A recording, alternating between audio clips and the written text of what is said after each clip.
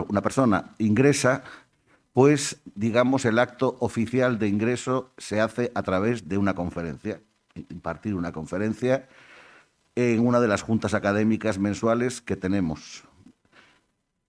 Hay juntas académicas en las que participa y da la charla cualquier miembro del CEN que ya esté de años, pero otras son charlas de ingreso, conferencias de ingreso. Y precisamente la conferencia de ingreso de Manuel versó sobre Julián, y fue un descubrimiento para muchos de los que estábamos allí. Todos sabíamos que un bombero venido de Madrid había sido la víctima de aquel incendio, el famoso siniestro del 41, pero lo cierto es que poco más sabíamos. Y sin embargo, Manuel se ha ocupado y preocupado de devolvernos los rasgos físicos, biográficos, familiares, etcétera, de este hombre, de tal manera que, como ha dicho el señor Ceruti, el concejal, realmente al fin Santander ha cubierto de alguna manera o ha saldado una deuda con este hombre, tarea que nos queda por hacer con otros muchos, pero que, bueno, en ello procuramos trabajar lo más posible. Yo felicito a Manuel por ese gran trabajo que ha hecho. Publicó, después de dar la charla de ingreso, publicó en nuestra revista del Centro de Estudios Montañeses en Altamira, pues precisamente un artículo, un trabajo sobre esta persona que ahora se ve ampliado y se ve, digamos, ya llegado a su máxima expresión a través de la publicación de este libro. Libro ameno, interesante, creo que especialmente atractivo para cualquier santanderino interesado en su población, en el devenir histórico de su ciudad, y que además reúne también la estupenda selección de fotografías y lo bien presentadas que están. Quiero decir, no suele ser raro que en publicaciones de este tipo, pues las fotografías aparezcan con una calidad, pues bueno, medio pixeladas a veces o un poco. Sin embargo, en este caso, la verdad es que es una presentación absolutamente impecable y que da gusto ver esas imágenes con todo el poder evocador, además, porque como han tenido el buen gusto de no retocarlas, de no eliminar los defectos que tengan los originales, fruto del paso del tiempo, incluso las deformaciones de color que se han ido produciendo con los años, sino que están tal cual, pues realmente creo que es algo muy conseguido y que verdaderamente merece mucho la pena. No cabe duda que es importante recuperar los rasgos biográficos de Julián, y yo pensaba esta tarde cuando estaba revisando, o sea, repasando el libro, cómo también todavía hay mucho que investigar y que dar a conocer sobre los cuerpos de bomberos de Santander, tanto el cuerpo de bomberos municipal como el de voluntarios. Y los no pocos pioneros, podemos decir, que fueron formando aquellos dos grupos y que fueron, en no pocos casos, gente muy entregada, muy generosa, que participó y puso de su parte todo lo que pudo. Estoy pensando, por ejemplo, ahora mismo, por citar a uno, en el Cuerpo de Bomberos Voluntarios en su primerísima época, que luego se le ha olvidado completamente, pues Germán de la Pedrosa Rueda, un periodista santanderino muy generoso, muy volcado en esa labor suya, también en la periodística, y que incluso hizo sus pinitos escribiendo obras teatrales, poesía, etcétera, aunque como era persona muy directa en la forma de manifestar sus opiniones y sus creencias, etcétera, pues tuvo sus más y sus menos con otros ciudadanos. Y, por ejemplo, un periodista, en cierto modo compañero suyo, Aurelio de la Piedra, en una ocasión publicó en el periódico en el que él escribía escribe mal en verso y mal en prosa el señor don Germán de la Pedrosa. O sea, al pobre hombre le puso de mala manera. Pero no cabe duda que figuras como esa y como tantas otras mm, han dado mucho de sí y realmente habrá poco a poco que ir recuperándolas. Por eso yo felicito de todo corazón a Manuel por esta gran labor que ha hecho y porque ha abierto un camino que podrá transitarse o deberá transitarse en el futuro para devolvernos los perfiles de todos aquellos que han entregado generosamente su actividad a los cuerpos de bomberos municipales y voluntarios. Muchas gracias.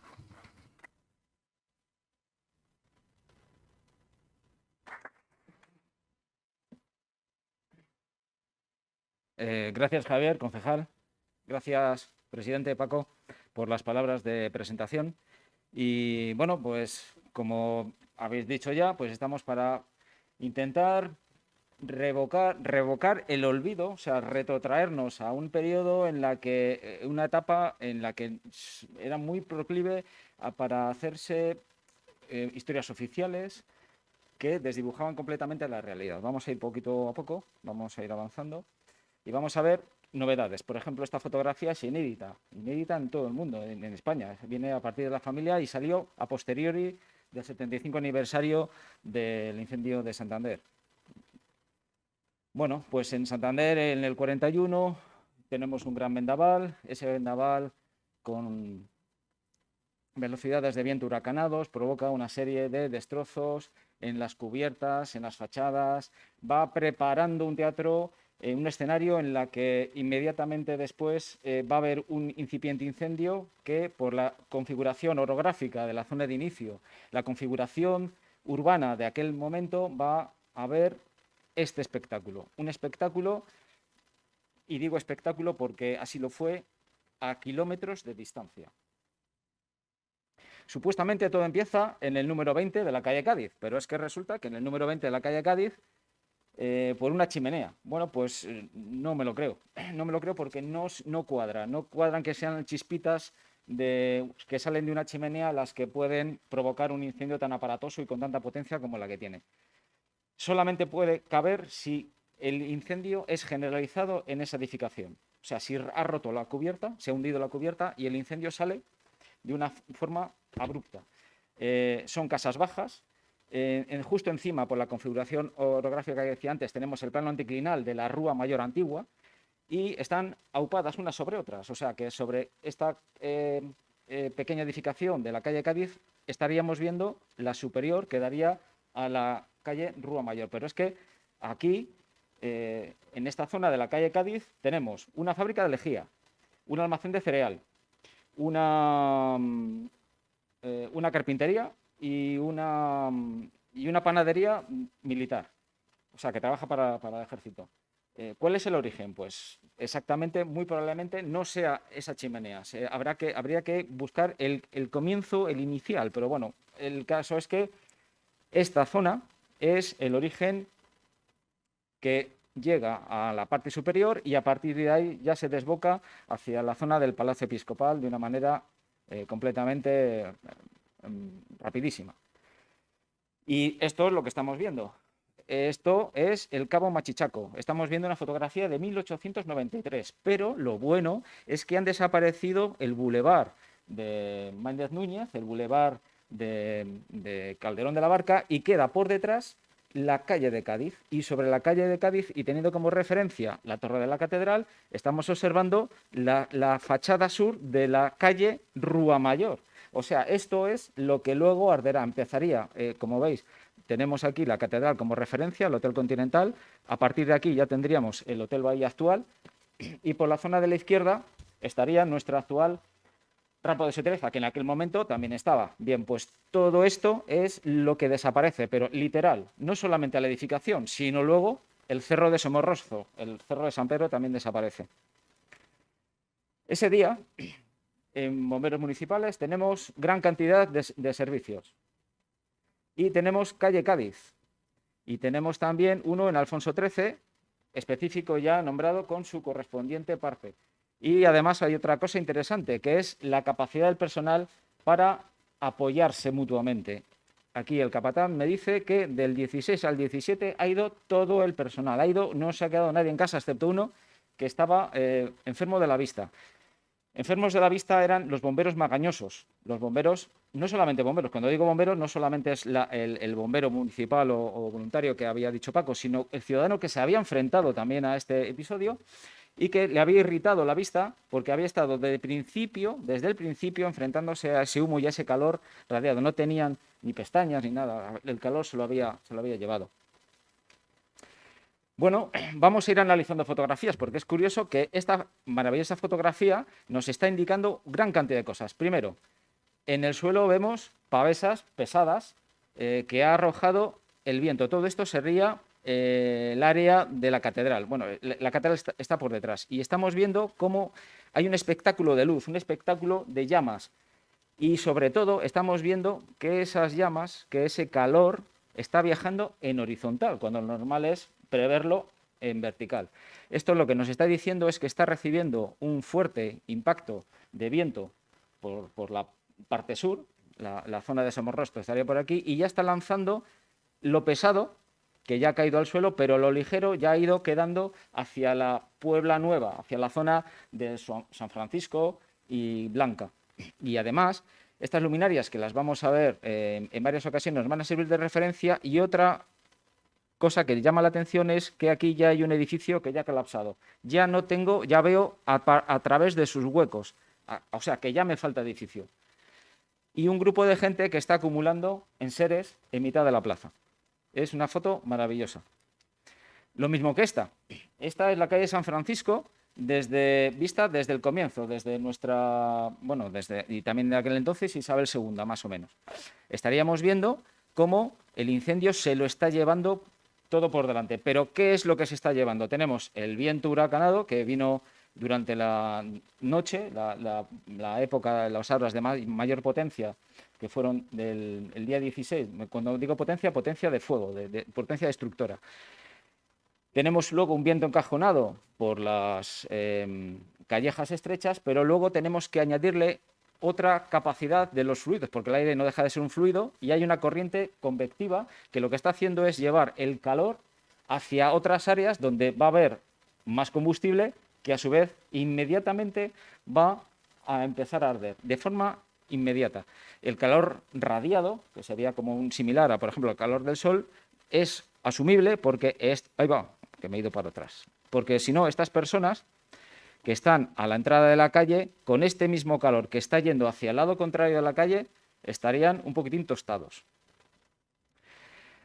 ¿Y qué es lo que perdemos? Pues vamos a perder, por ejemplo, el bulevar de Calderón de la Barca. Vamos a quedarnos con este edificio y como referencia la torre del Palacio Episcopal.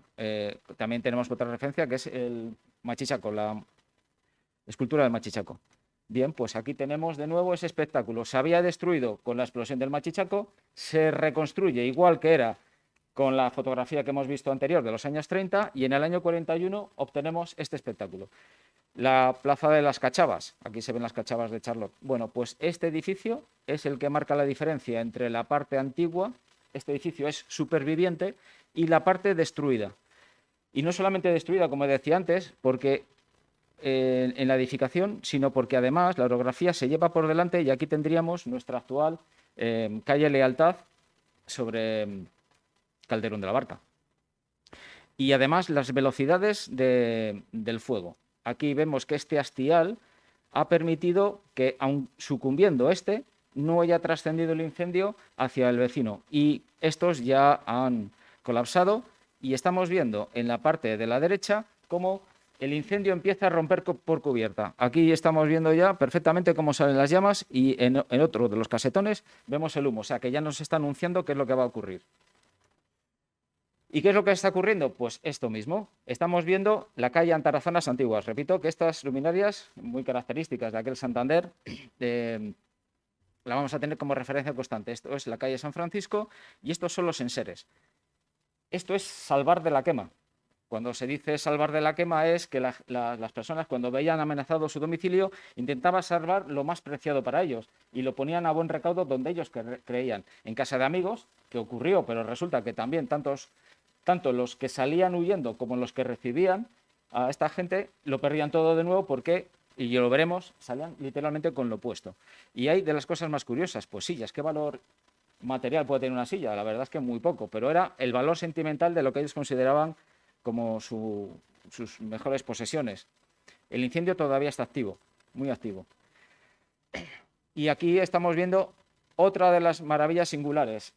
Podemos distinguir el edificio del Águila a la entrada de la vieja calle San Francisco, actual Juan de Herrera aproximadamente. Vemos a un bombero subido a la escala, la vieja escala que se perdió en este incendio, y luego otro de las cosas curiosas, que es este señorito con unas gafas de aquellas que Samot entregó antes de que se perdiera la tienda.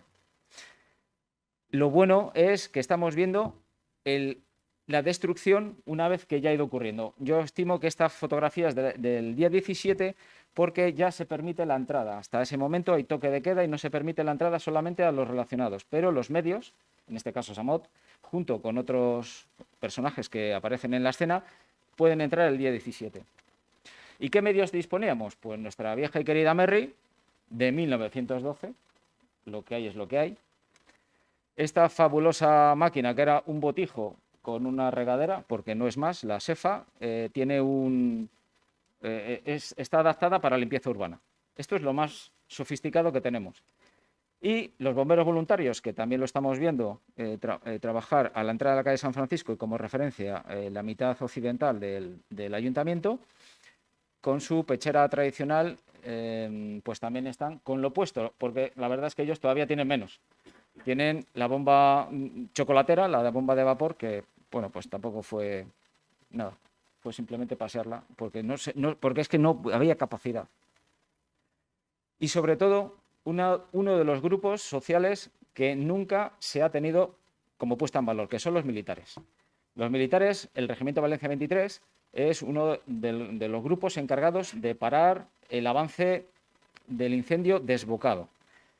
Y además entiendo que es la decisión más dura. Imaginémonos que ahora mismo, en nuestra situación actual, con los medios actuales, en nuestra sociedad actual, se nos planteara un incendio catastrófico, pues por ejemplo, en la zona de Arrabal, calle en medio, y es imparable. ¿Qué hacemos?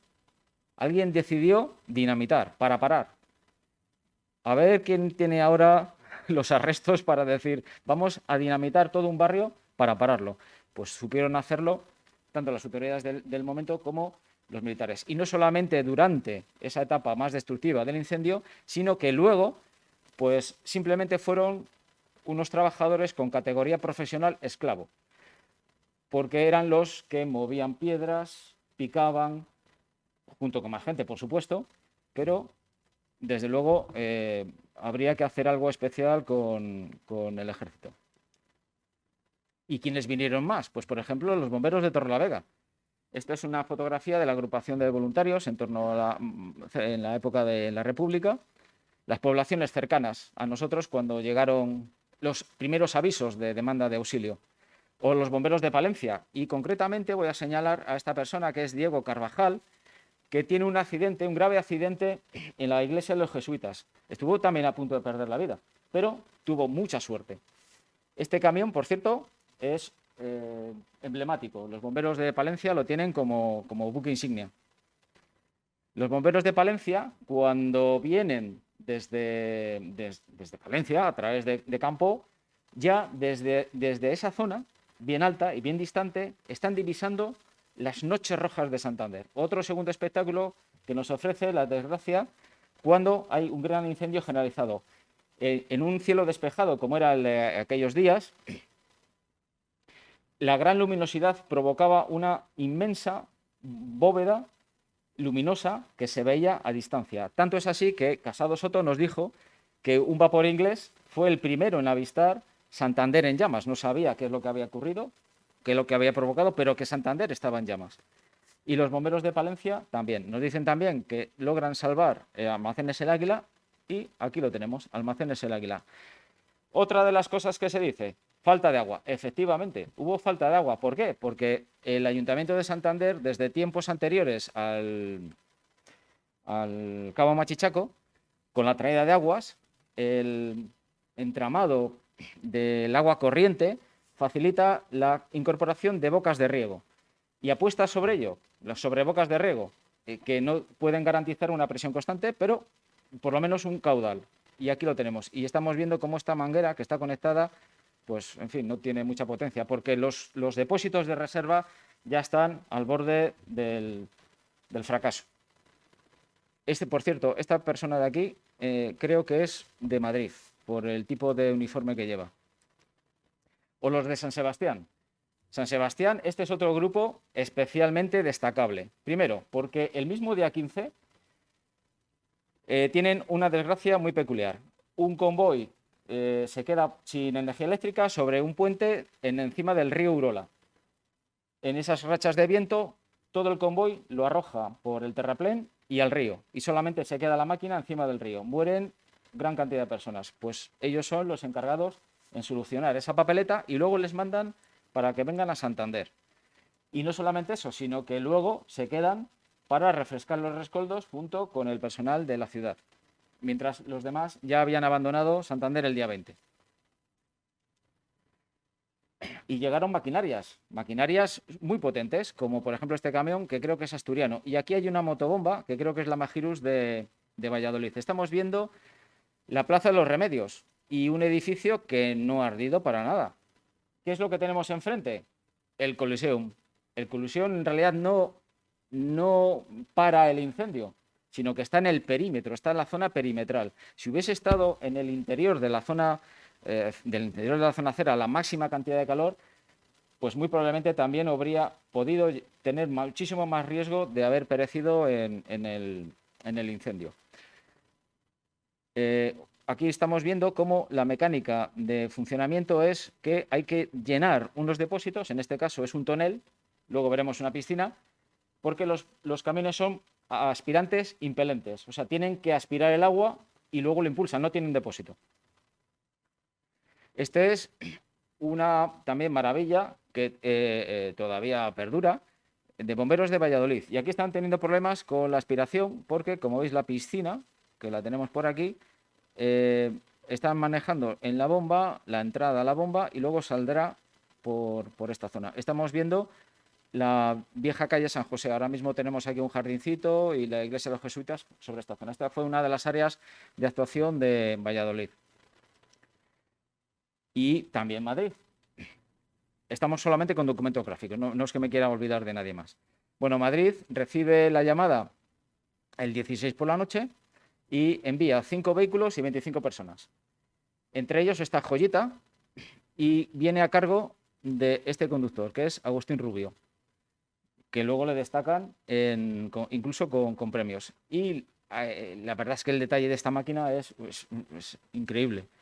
Increíble cómo es la bomba, cómo tiene la zona de motor. Bueno, todo eso también son grupos de bomberos de Madrid. Y lo que estamos viendo es que con una única línea de manguera lo llevan hacia otro vehículo que tienen por delante. Están aspirando agua de la bahía, agua de mar.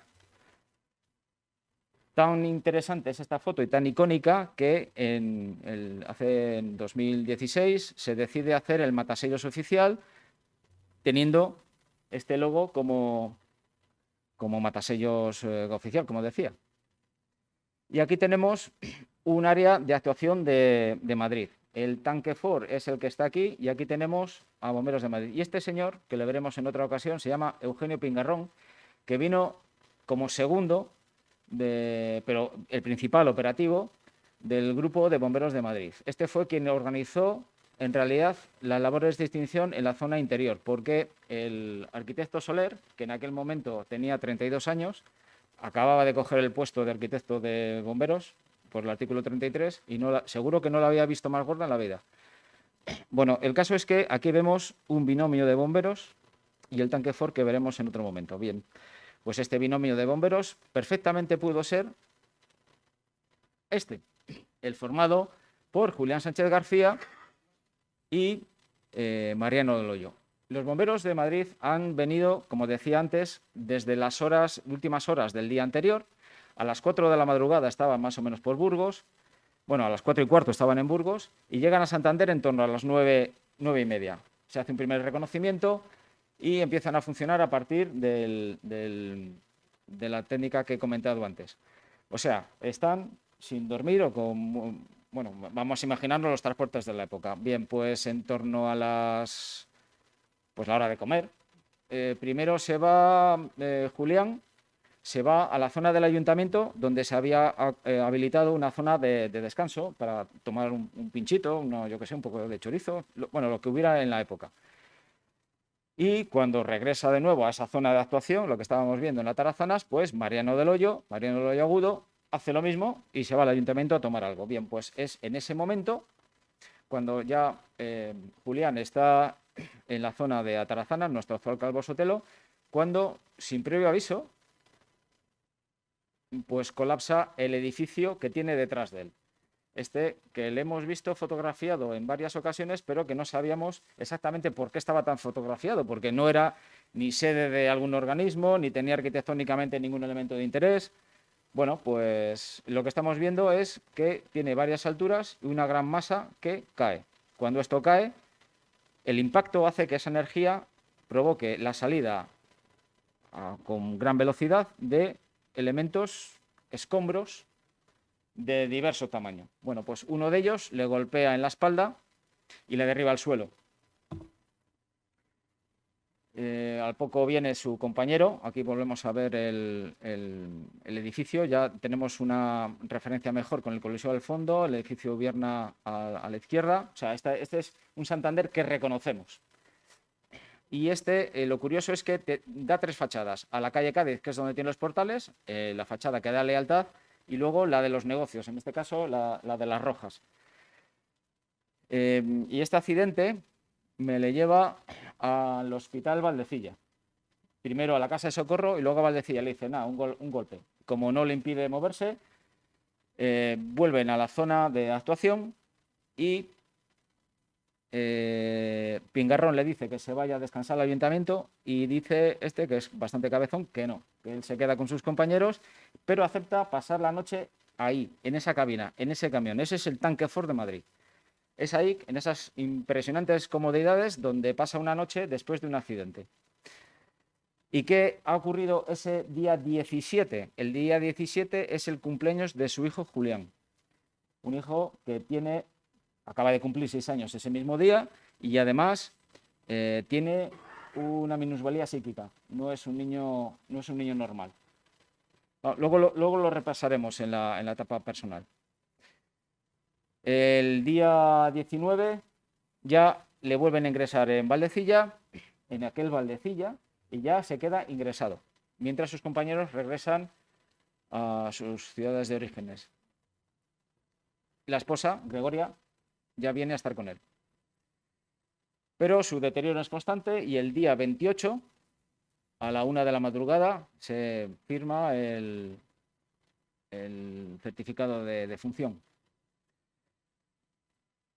Al día siguiente, ese mismo día, se organiza en el Parque del Río La Pila el funeral y una comitiva al día siguiente, el día 1 de marzo, sale hacia la estación para que el convoy vaya para Madrid. Aquí ya han venido un grupo de bomberos de Madrid para hacerse cargo de féretro. Ahí está también la viuda, están también las autoridades locales, excepto el alcalde, que ya está de Madrid. Y luego va flanqueado por bomberos municipales, bomberos voluntarios y luego la Guardia Urbana, nuestra actual policía municipal. Y este es el Paseo Pereda. Y se dio una confusión, porque el día 28 de febrero fallece el rey Alfonso XIII y es noticia nacional. Mucha gente, al escuchar tanto desfile, tanta trompeta, pues se pensaba que era por el óbito del monarca, y no era así. Y esto se repite de nuevo en Madrid. Las coronas tienen, me he quedado solamente con unas pocas, las referentes a Santander, pues una gran muestra de duelo popular, y poco a poco se va difuminando su figura, tanto que en la prensa de Madrid aparece este artículo de Chispero, que es, la verdad, el que personalmente me movió a empezar a ver la disfunción, ¿cómo decir? Que no coincide una cosa con otra, no coincide lo que se dice con lo que aparece, no coincide un papel con lo que dice otro, siempre intentando confrontar varias fuentes. Al final se queda con el recuerdo familiar de su familia directa y las 500 pesetas que le envía el Colegio de Farmacéuticos de Santander. Le costó muchísimo incluso obtener el título de viuda de funcionario por parte del Ayuntamiento madrileño, pero andando ya las décadas.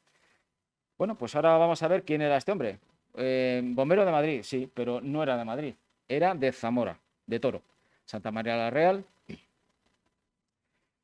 es donde nace, en enero de 1903. Su padre, Bernabé, y aquí está su padre Bernabé, aquí está Julián, y este es su hermano Félix. 18 meses después de nacer él, nace su hermano y a los 9 días fallece la madre. O sea que con añito y medio ya está sin madre. Bueno, pues Félix se mueve, contrata a una madre de leche para atender a su hijo pequeño recién nacido, que es María, con la que mantendrá una importante relación personal más allá del tiempo. Esta mujer es importante en la relación de los chavales, de los hermanos, y del cariño, de lo que significa cariño. Y este señorín tan bigotudo es Zoilo, el tío Zoilo, que es hermano de la madre fallecida, que le ocurre algo similar. Tiene una niña, se muere su mujer y a los pocos días fallece también esta niña. Las tierras que había recibido por herencia familiar se las cede a Bernabé para que las gestione y él se marcha a Argentina, donde ya no regresa. Y ese cuidado del campo son sus primeras experiencias duras de aquel campo castellano, de aquella sociedad española dura, comprometida con la escasez. Y aquí tenemos en el año 25 a un muchacho de 22 años, pues que ya, bueno, pues presenta maneras. En Toro, aquí le vemos ya de albañil, ya empieza a tener conocimientos de albañilería. Aquí están los dos hermanos, no hemos podido reconocer cuáles son de todos los retratados, pero ahí están. Y aquí en enero de 1928 es cuando se licencia del servicio militar. Como veis está el grado de cabo de artillería a pie. Está claro que aquí ha tenido que tener en contacto con alguien relacionado con bomberos. Y aparece otra persona de Zamora en el personal que viene a Santander en el 41. Quizás pudieran tener alguna vinculación personal, pero la verdad es que lo desconocemos. El caso es que decide para que en mayo de 1928 ya ha sacado la oposición a bombero aprendiz. Y en septiembre ya tiene su primer bautismo de fuego. El Teatro Novedades. El Teatro Novedades se incendia el escenario, provoca una estampida que a su vez desemboca en el fallecimiento de gran cantidad de personas por aplastamiento, por el pánico. Incluso, pues quizás alguna de las personas que llevaba esta muleta, pues fue una de ellas. Por aquí también estaba Eugenio Pingarrón, también recién entrado, con muy poco tiempo de experiencia, pero ahí estuvo en labores también de organización del servicio. Aquí vamos viendo cómo evoluciona su rostro, finales de ese mismo año, y aquí tenemos la fotografía de portada. Estamos hablando ya del año 31. En el año 31 ya empieza a tener unas relaciones estables y se casa con Gregoria. Ella es de Cantalojas y pues bueno, empiezan a formar una familia. En el año 34 tienen una chiquilla, María del Rosario, y con año y medio el sarampión se la lleva por delante. No hay vacunas y las enfermedades infantiles, las que todos hemos pasado, pues a ella no la sirvió. Esto debe ser en torno al año 30 y algo, quizás la época de la guerra civil. Ya estamos viendo cómo evoluciona. La guerra civil fue muy complicada en Madrid y la sufrieron no solamente los ciudadanos, sino también los servicios de emergencia. Estaban acostumbrados a trabajar durante los bombardeos y además entre edificios en estado ruinoso. O sea, que sabían reconocer de un vistazo si un edificio amenazaba ruina inminente, colapso inminente. El caso es que el bombero 144, cuando acaba la guerra civil, este número se cambia por el 64, se reorganiza el servicio y cambia por el 64. Este es un retrato retocado, es dibujo y fotografía. Por tanto, es posible que se hiciera a posteriori. Esta es la evolución entre 22 años, del año 25, hasta los 38 años recién cumplidos, que es como llega a Santander. Bueno, pues cada uno que saque sus propias consecuencias y valoraciones. Y ahora vamos a quedarnos con Santander. Lo hemos dejado ahí. Bueno, pues con la fotografía de la Legión Cóndor vamos a ver el área siniestrada, una parte de ella, y cómo ya se va organizando la reconstrucción en la fotografía posterior del año 46. Aquí había gente.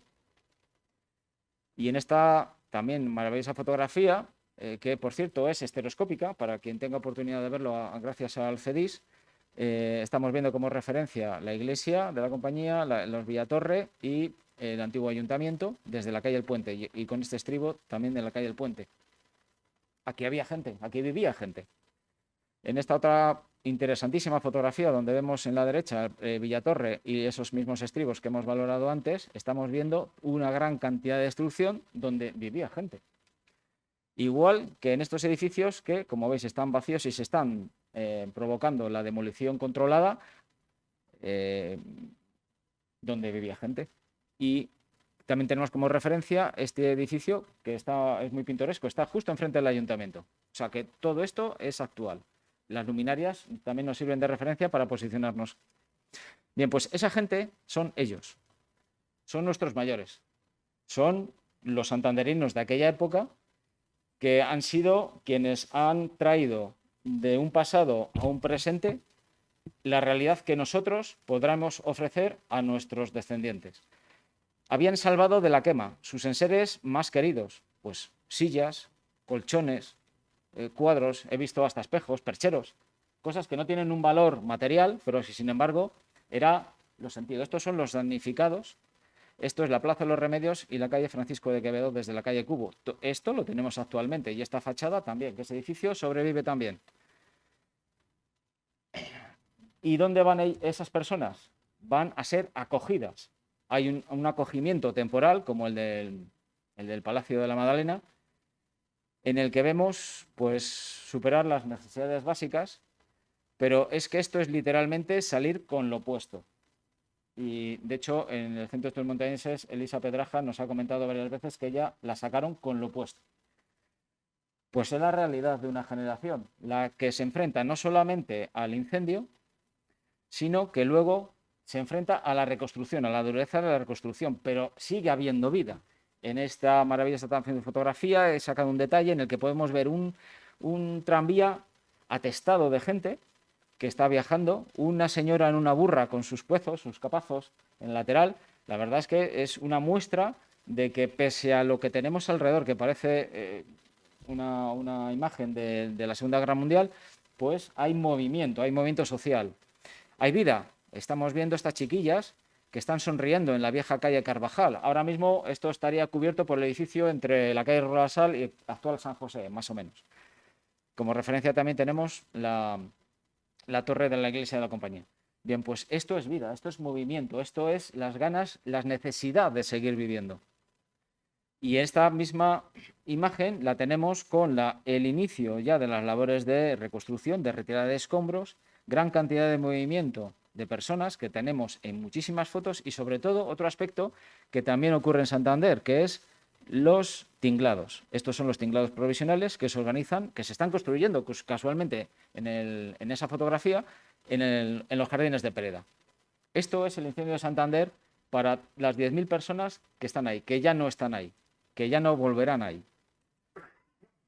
Esta señora se llama Mari Estrada Blanc.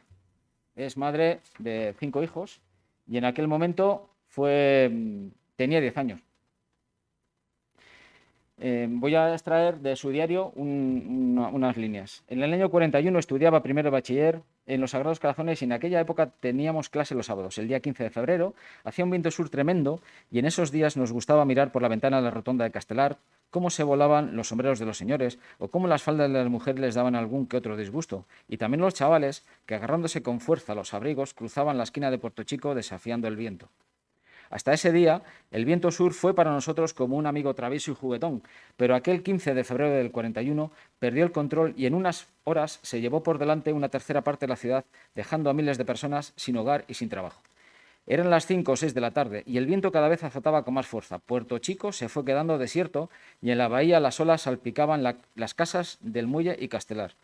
Llegó un momento en el que nuestros padres empezaron a preocuparse horrorizados por la enorme fuerza del viento que apenas les permitía caminar y que empezó a romper los cristales de las casas y lanzar las tejas de los tejados que caían a la calle de manera peligrosa. Al anochecer en nuestra casa no se podía pasar a las habitaciones de delante, a pesar de que habían bajado las pesadas persianas de madera y habían bloqueado las ventanas con barras de hierro. Los cables de alta tensión se estaban cayendo y zigzagueaban por los suelos, así que hubo que esperar a que se cortara la luz en toda la ciudad. Parecía que el viento había amainado algo y pudimos levantar un poco las persianas del costado de la rotonda que daba a Hernán Cortés. El espectáculo era sobrecogedor. Al fondo de la calle, el cielo enrojecido por las llamas, las brasas y trozos de vigas ardiendo cruzaban de un edificio a otro. Mis padres intentaron telefonear a los familiares que vivían por aquella zona, pero ya no funcionaban. Tía Pilar y sus hijos se quedaron un mes o más en nuestra casa. Así que nos juntamos, mis padres con 9 hijos, las 2 chicas que trabajaban en casa y nuestra tía con sus 5 hijos. Algunos primos dormían repartidos por las casas de nuestros vecinos, que eran como de la familia, pero en casa nos juntábamos a comer del orden de 20 personas. Para colmo de males, estuvimos varios días sin luz y habían prohibido durante 2 o 3 días encender las cocinas, que por aquel entonces, eran de leña, así que se tenía que comer todo frío. Papá calentaba la leche para los más pequeños y ni frenillos de alcohol de la farmacia. El fuego había alcanzado la catedral y curiosamente se había enseñado con los bancos y con la madera al suelo, pero había respetado el altar mayor, que no había ni rozado el mantel que lo adornaba. Los edificios que habían resistido fueron derribados y todas las tiendas y comercios donde compraban los santanderinos habían desaparecido. Basabé, Santa María, Mafor, Presmanes o Soriano, a cuyo escaparate íbamos a ver los juguetes antes de escribir la carta a los reyes.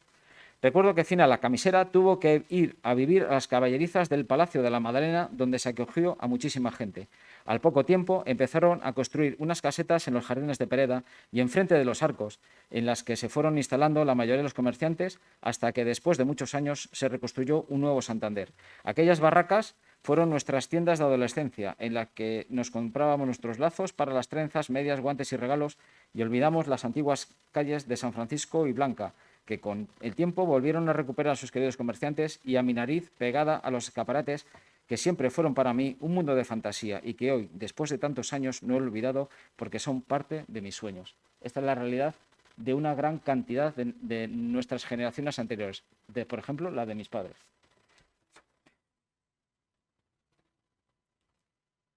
En 2016, el Ayuntamiento organiza unos actos de homenaje en mayo, en el que hay representación de diversos ayuntamientos, de quienes estuvieron en Santander apoyando las labores de ayuda.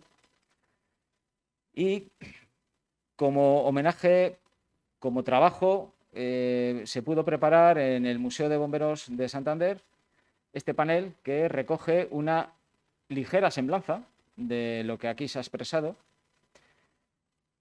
En ese momento su hija, Gregoria, esa niña que no he nombrado, pero que nació durante la Guerra Civil, que fue el bálsamo para aquel hombre, nos trajo su equipo personal, que dejó depositado en una urna. Aquí lo tenemos, en el que afortunadamente el Ayuntamiento de Santander tiene un contrato de cesión de estos enseres. Este trabajo se ha podido realizar a la aportación del material de Goyita que tiene de su padre y sobre todo de Teodoro, que gracias al niño que habíamos visto antes, a Félix, porque Félix es el padre de Teodoro, pues ha querido guardar para otros usos que afortunadamente han visto la luz, el recuerdo de Julián. Para poder hacer este trabajo he utilizado este material gráfico.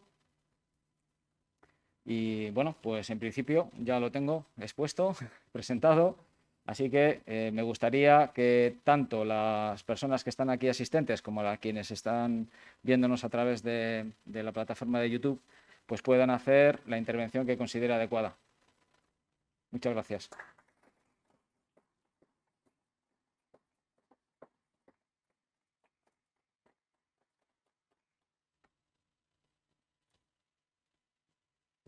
¿Aquí en sala hay alguien?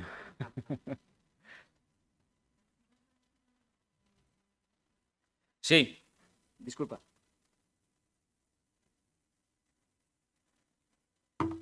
Su hijo se llamaba Julián. Nació el 17 de febrero de 1935 y nació con una minusvalía psíquica. Una vez que Julián fallece, pues claro, la madre se tiene que hacer cargo de su hijo y su hija, Goyita, que había nacido en el 37. Pero estamos hablando de unos años de máxima crueldad.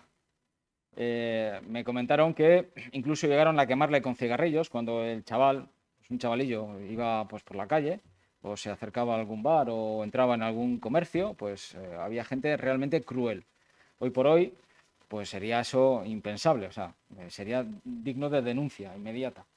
O podría haber tenido una educación especial, como la que tienen los niños que tienen problemas en nuestra sociedad actual, pero en aquel momento era casi motivo de reclusión. Había que, quizás hasta por protección, para evitar esa crueldad ajena. Pero la verdad es que este muchacho, Julián, pues siempre estuvo muy expectante, primero de su madre, de Gregoria, y luego también con su hermana Gregoria, también, Goyita. Goyita es para los más allegados. Todos ya somos allegados.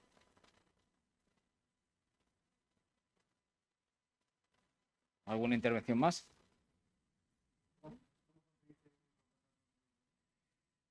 Pues fue muy complicado. La verdad que fue jugar al Tetris, porque usé principalmente Internet, pues todas las redes sociales, saber de qué manera había perfiles. En aquel momento todavía se podía hacer algunas búsquedas, sobre todo no en 2016, sino antes. O sea que ya tenía varias líneas abiertas.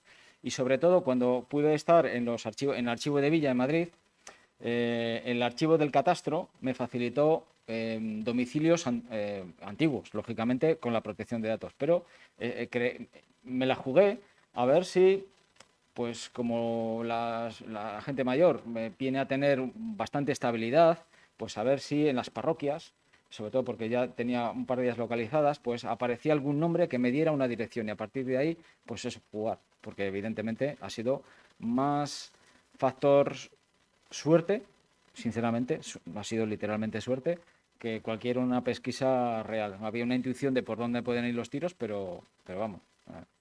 Porque desde luego no ha habido ninguna aportación de datos por parte de ningún organismo ni nada, ¿eh? O sea, no ha habido vulneración de la ley de protección de datos. ¿Sí me querías decir?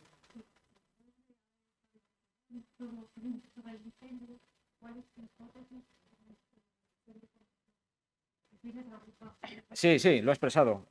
Primero, no me creo que hayan sido los chispazos, porque el chispazo es un chispazo. Necesita, para poder generarse, a ver, es que son varias cosas. Para que haya un incendio hace falta una energía de activación. Hasta aquí son preguntas de exámenes de cualquier pregunta de temario de bombero. Pero esa energía de activación necesita de un combustible. Y ese combustible tiene que tener unos requisitos también de temperatura y de tiempo. Se tiene que tener un mínimo. Ese chispazo podía haber quemado, yo que sé, algo, pero hasta ahí, no hubieran ni recalentado la madera que le hubiera podido servir de soporte. Y además, el fluido eléctrico se corta, o sea, los tranvías se quedan parados, no hay luz eléctrica, no hay luz, o sea, no hay luz eléctrica, los chispazos ocurrieron, sí, pero se acabaron. O sea que durante ese tiempo, si hubiera habido algo, se hubiera visto y se hubiera podido actuar directamente, porque era, si acaso, un incendio incipiente. Luego lo de las chimeneas, lo mismo. Las chimeneas sí que estaban provocando problemas, pero sobre todo por la suciedad, por el hollín. El hollín no deja de ser un combustible que todavía no ha llegado a arder del todo, son combustibles acumulados. Hay ordenanzas de limpieza de chimeneas. Y esas chimeneas provocan a su vez incendios que se apagan pues tirando un cubo de agua o con un bombillo. O sea, no es más complicado. El problema está en si esa chimenea la tumba, por ejemplo, el viento. Pues ya la salida de humos no es la correcta. El calor ya está encontrando, en el tiro, ya está encontrando materiales, combustibles, por ejemplo, las ripias, no sé, los cabios, las vigas, en fin, todo el material de soporte lo está recalentando porque fuga por ahí el calor y ya puede iniciar algo que se nos puede descontrolar. Pero una cosa es la energía y otra cosa es la potencia. La potencia es energía concentrada en el tiempo. No es posible que desde las horas que se estima, vamos a quitarle incluso media hora, vamos a darle más tiempo al fuego, desde las 10 de la noche hasta las 12, antes de las 12 de la noche, perdón, que llega a la catedral, o sea que la catedral ya está ardiendo, no es posible que en esas 2 horas haya ido desde la calle Cádiz hasta la catedral, a no ser que haya habido un incendio de gran potencia. ¿Y cómo es de gran potencia? Porque se muestra de golpe. Por dentro está ocurriendo algo, pero no se muestra o no se visualiza o no se es capaz de actuar, que de hecho estuvieron allí, pero no se pudieron hacer con ello, y de pronto, cuando la cubierta, por ejemplo, colapsa, si es en la cubierta de ese edificio, porque es un almacén, pues entonces ya la hipótesis puede variar, aunque no especialmente.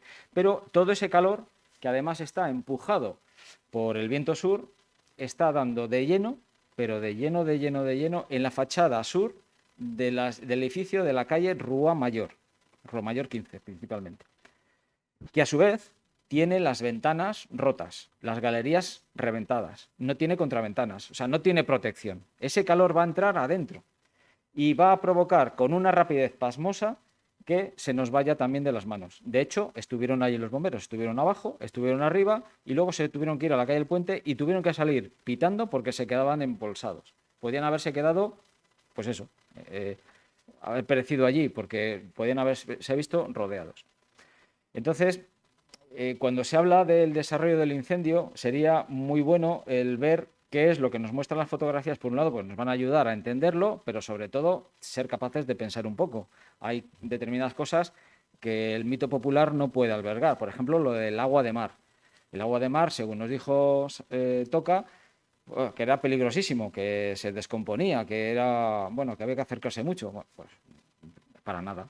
Bueno, hemos visto las fotografías de Madrid que estaba utilizando agua de mar para la extinción. En navegación, en seguridad, pues se usa agua de mar. ¿No? Los barcos no llevan un depósito de agua dulce para cubrir la posibilidad de un incendio, usan agua de mar.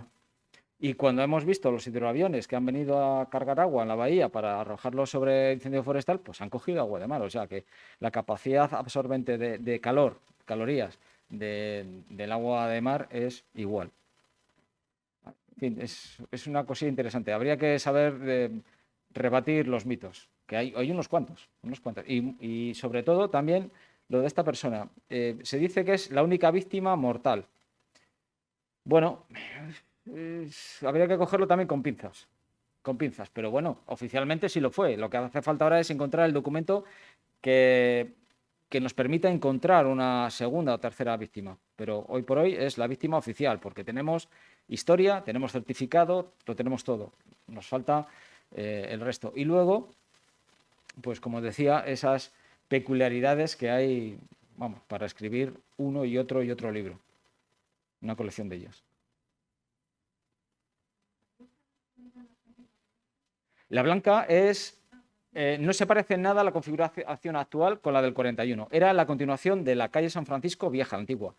Más o menos se podía ser nuestra actual calle San Francisco llegando a la Plaza Velarde.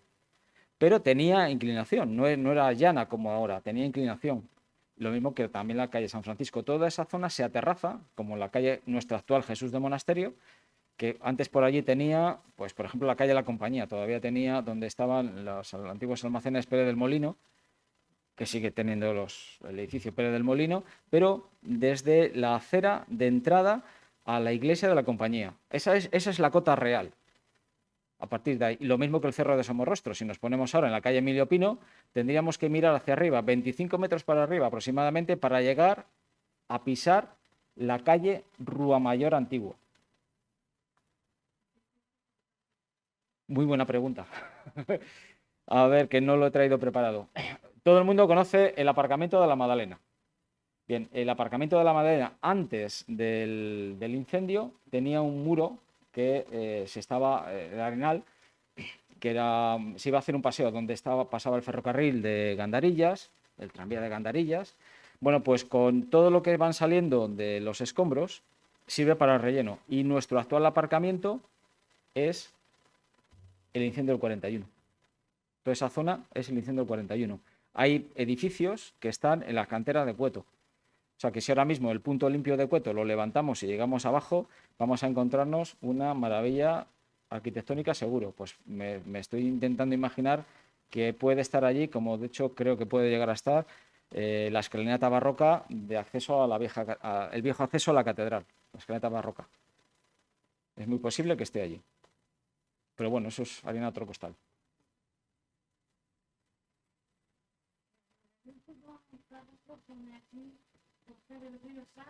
Sí. Sí. ¿En Francisco Quevedo?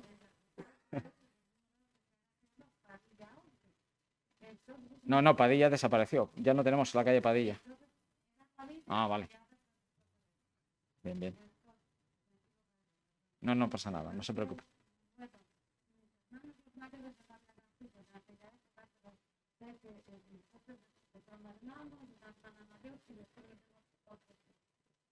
Pues les llevaron a la calle de Sevilla, la casa de unos amigos, porque estaba destinada a que esa calle le pasara algo, le quemara o algo así. Bueno, es que la configuración de la ciudad en aquel momento no auguraba nada bueno. Era una ciudad medieval, bueno, medieval, antigua. Había zonas que estaban efectivamente deterioradas. Incluso antes del incendio, el alcalde Emilio Pino ya había dicho que había una determinada zona que había que derribar. O sea, que el Plan General de Ordenación Urbana de aquel momento ya decía que esta zona afuera porque ya es prácticamente ruina. Estaríamos hablando del entorno de la vieja calle Juan de Herrera, muy cerca de nuestro actual ayuntamiento. Toda esa zona tenía que desaparecer, precisamente por ruina.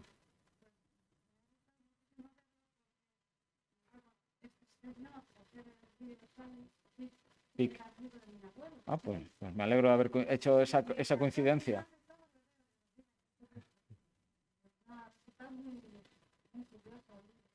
Vale, pues muchas gracias.